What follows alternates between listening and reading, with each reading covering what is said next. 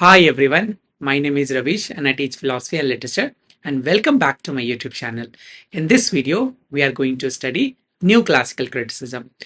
Now, as you already know, that neoclassical criticism is one of the major period in the history of English literature. So after watching this video, you would be able to understand what neoclassical criticism is, and then you would also be able to understand who were the prominent authors and how they saw literature and how they saw poetry and drama. Now, before I begin this lecture, if you are new to this channel, then please do consider subscribing so that I can be motivated and bring more such content for you. Along with that, you can also join my Telegram channel. The link is in the description. Now, let's begin. New classical criticism. It is a dominant literary theory from late 17th to 18th century, emphasized a return of principle of classical Greek and romantic literature and Roman literature. Now, what new classical writers were doing was that they were interested in, bringing back the classical ideals. They wanted to bring back all the classical principles, all the classical thought and decorum, the way classical used to write. It was also a reaction against the perceived excess and irregularities of Renaissance. Now, it can also be seen as a reaction against Renaissance, because in Renaissance, we saw there was no regularities, particularly the works of Shakespeare and the metaphysical poets, especially in the works of Shakespeare and metaphysical poets. So this moment sought to establish order, reason, decorum. All you have to remember is that new classical movement, they were focused on establishing an order, reason, and decorum. Decorum simply means having some kind of manner in which they were writing. So they were using this decorum for the classical one. So they were influenced by the classical authors. They were, we will discuss what is decorum and how decorums were maintained in the new classical in the later part of this video.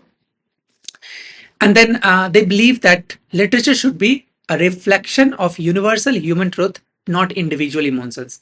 So they saw literature as a reflection of human truth, not the individual emotion, which means they were all interested in the universal truth, the universal human truth, the universal human emotions, the universal human nature. Hai. And the core tenet of new classical criticism were heavily influenced by the works of Aristotle, Horace, which were reinterpreted and applied in the contemporary literature. So majority of the things that we are going to see, we are going to deal in new classical, were directly influenced by Aristotle or Horace. So if you haven't seen the video on Aristotle or Horace, then please do consider watching those videos first. Even if you don't watch those videos, you'd be able to understand what new classical criticism is. But still, if you want to have the knowledge, if you want to gain the knowledge in Plato, Aristotle, and Horace, then you can always watch those videos. I will put the link in the description. Now, let's look at some of the core principles of the new classical criticism. The first one is reason and order. So the new classical, they wanted to maintain the decorum. New classicism championed reason as the supreme faculty for both creation and judgment of art. So when it comes to creating a new kind of art, when it comes to creating poetry or drama for that matter, they looked for reason, they looked for supreme faculty, which is our mind. So if you remember, if you have read even a little bit about new classicism or the age of new classical age, then you would know that new classical age is also known as the age of enlightenment or the age of reason, meaning that everything should be questioned. Without questioning, we cannot come to the conclusion. There was this one great philosopher, his name was René Descartes, and he famously said, I think, therefore I am. Meaning is that the proof of my existence is that I can think. So thinking was a kind of existing. You see? So to create or to judge any particular art, we need to champion the reason. We need to champion the knowledge. And critics believed that a work of art should be logical and orderly reflection of a rational universe. So everything should be logical and everything should have some kind of order of reflection. And this led to a rigid adherence to the rules of conventions such as the three unities: unity of time, unity of place, unity of action, which Aristotle talks about in his Poetics, in drama, which were derived from Aristotle's Poetics. So, first thing, or the first core principle was the reason and order. So, there should be some kind of reason, there should be some kind of order to maintain when we criticize art or when we write in art.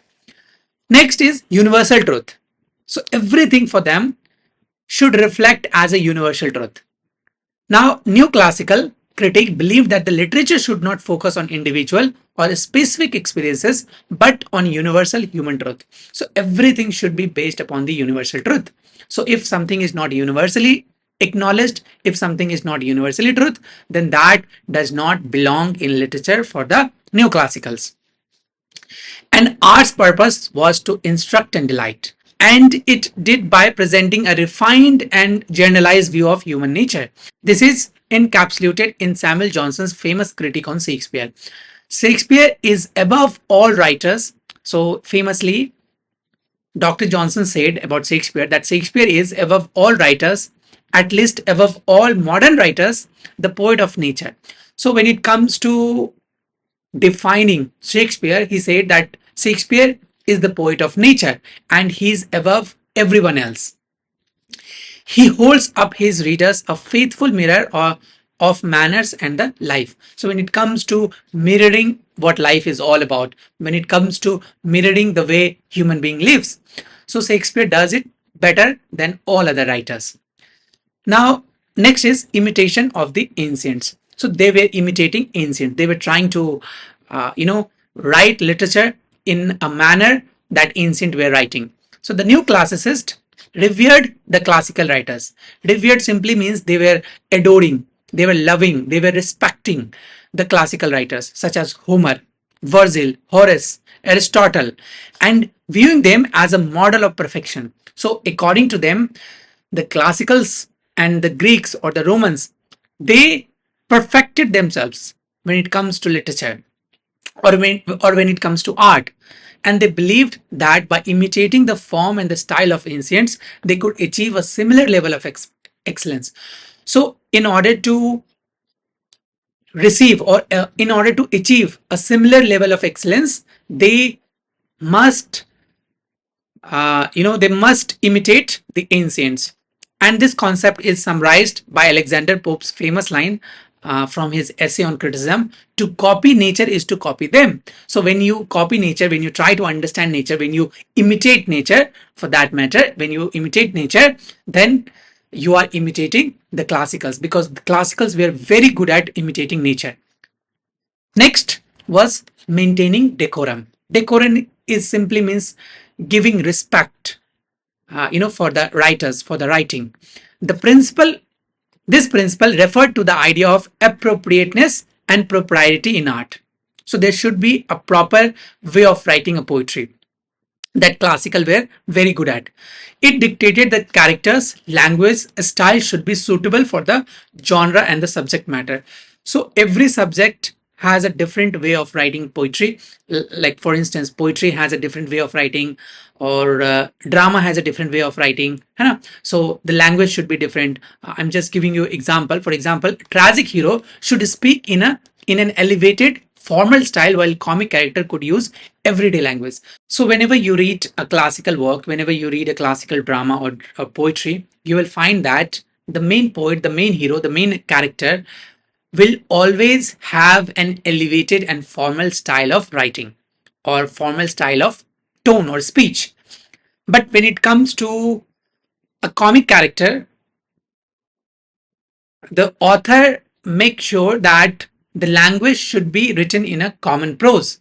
So prose was reserved for the comic characters, but poetry, elevated poetry or the formal style, was reserved for the heroic character. So this was the decorum. This was the propriety in art. Now, didactism.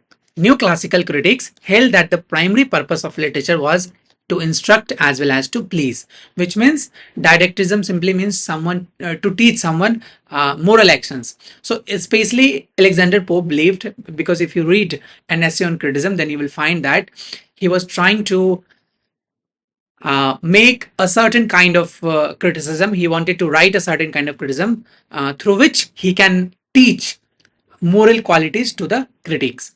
So, new classical critics held that the primary purpose of literature was to instruct, was to teach, and to please people. A work of art was judged by its moral utility and its ability to teach the reader something about virtue, morality, or the universal human nature.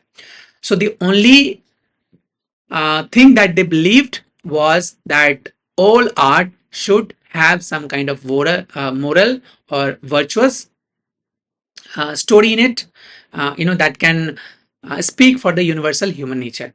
Now, some of the key works and their contributions we'll see. First one was John Dryden Essay on Dramatic Poesy, which was published in 1668. And this work is a foundational text of new classical criticism, which presented as a dialogue between four characters. Do remember four characters? In the next video, I will discuss John Dryden's An Essay on Dramatic Poesy in details. But here I will just give you an overview what Dryden was trying to do. So each representing a different critical viewpoint. It debates the merits of the classical versus modern drama, the superiority versus French versus English theatre. So there were four different characters, and all four were debating on whether the classical is better, whether the ancient writers were better, whether the modern French authors are better, whether the modern British authors are better. So Dryden's most significant contribution is his balanced and pragmatic approach. So here Dryden, as a neander, he was trying to balance the conversation. While he respected the classical rules, he also defended the genius of the English writers, particularly Shakespeare. So he was a fond of Shakespeare, so he basically accepted that even the ancients were also powerful, they were good, but Shakespeare, the modern English writers, had some kind of genius. He was a very genius person who often broke all the classical rules. He argues that Shakespeare, by his innate understanding of human nature, achieved a higher kind of decorum, even if he did not adhere to the classical rules. Even though Shakespeare did not maintain the classical rules, the classical unity of time, unity of place, and unity of action, but still he maintained the highest form of decorum. So he famously called Shakespearean plays as a mine of gold, but so irregularly dug that whoever would find the ore must be contained with such, for it's among the rubbish. So this suggests a move towards a more flexible interpretation of rules, prioritizing the spirit of the art over the rigid form. So in a nutshell, we can say that John Dryden's Essay on Dramatic Poesy actually deals with the drama, especially ancient versus modern, modern versus French versus modern English drama. And he came to the conclusion that if we prioritize spirit more, that would give us some more flexibility to understand the drama. So this is how the modern drama was much better compared to the classical ones. Now let's take a brief look at Alexander Pope's seminal work and Essay on Criticism, which was published in 1711. Please do remember the date in which this book was published, because sometimes UGC asks such kind of questions, and if you're preparing for JKPSC, though, it becomes very crucial for you. So Pope's work is the most comprehensive and elegant poetic treatise on new classical theory. So when it comes to new classical literature, new classical criticism, Alexander Pope's work is very seminal, very comprehensive. It was written in heroic couplet. Most of his works were written in heroic couplet. It serves as a guide for both writers and critics. So this book was basically written for the writers and for the critics. As the name suggests, essay on criticism. So the first thing that Pope advises to the authors or to the writers or to the critics is to be, to be humble and judge a work based on the universal truth of nature, which means nature was seen as a standard of criticism. So whatever happens in nature, whatever is universally truth, should be universally accepted. And then which he equates with the classical models. He emphasizes the importance of critics, taste, and learning, but warns against the slavish devotion to rule of their own sake. And Pope famously says, maxim simply means the statement which is universally truth. He says that true wit is nature's too advanced dressed, what often was thought, but never so well expressed. And the other one is a little learning is a dangerous thing, are still widely quoted today. So the work is masterclass in didactic and formal perfection and neoclassical inspiration too. Now, so in a nutshell, we can say that Alexander Pope, he was trying to advise people, or especially the critics or the writers, that nature should be the standard of all criticism. So whenever you try to criticize somebody, be humble, be respectful, Hana, and do not pass the derogatory statement on any critique. And then he also says that rule plus judgment, which is learning without judgment is a dangerous, and judgment without learning is basically a kind of arrogant writing. And then he says that the critic must be humble, he must be a learned person, he must be impartial whenever he criticizes. So this is what he talks about. Of course, we will look at Alexander Pope's essay on criticism in details in another video, so stay tuned for that. If you haven't subscribed to my channel, then do consider subscribing so that I can bring more such content for you. Now let's look at another very seminal author, Dr. Samuel Johnson, and his preface to Shakespeare, which was published in 1765. Another very important work.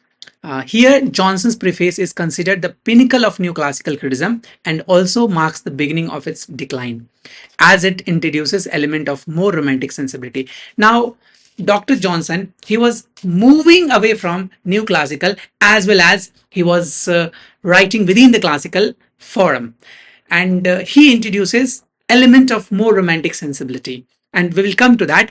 Johnson's staunch neoclassicist rigorously evaluates Shakespeare's against the classical principles. Now, this work basically examines Shakespearean works, whether Shakespeare was good or whether Shakespeare was bad, or where Shakespeare lacked or where Shakespeare actually flourished. And he defends Shakespeare's disregard for the three unities. Since we have already established the fact that Shakespeare was not following the three unities: unity of time, unity of place, unity of action, and that Plato spoke about in his work Poetics. And precisely because of that, Shakespeare was heavily criticized by many authors. But here Samuel Johnson is trying to he's trying to prevent Shakespeare. He's trying to defend Shakespeare, and he praises Shakespeare for his universality and his ability to portray human nature with unparalleled depth. So for him, he saw Shakespeare as someone who speaks about the universal truth, who understands the universal emotion, who understands the universal truth. However, Johnson also criticizes Shakespeare's faults from neoclassical perspective, such as his anarchism, his use of punning, and his mixed tragic comedy genres. So as we already know, Shakespeare does not simply rely on one particular genre. So even if Shakespeare, for instance, if you read Shakespeare's, let's say, last work, and his very famous work, The Tempest. So Tempest is basically a tragic comedy. So it has a tragic element as well as a comedy element. So according to neoclassical critics, an author should maintain the decorum if they are writing, let's say, if they are writing tragedy. So tragedy should purely be based on tragic events, not on comedic events. So there shouldn't be any comic elements within the tragedy. But Shakespeare was not following that, and he defended Shakespeare, even though he said that even though he accepted that Shakespeare was not following such things, not following such rules, but he defended Shakespeare.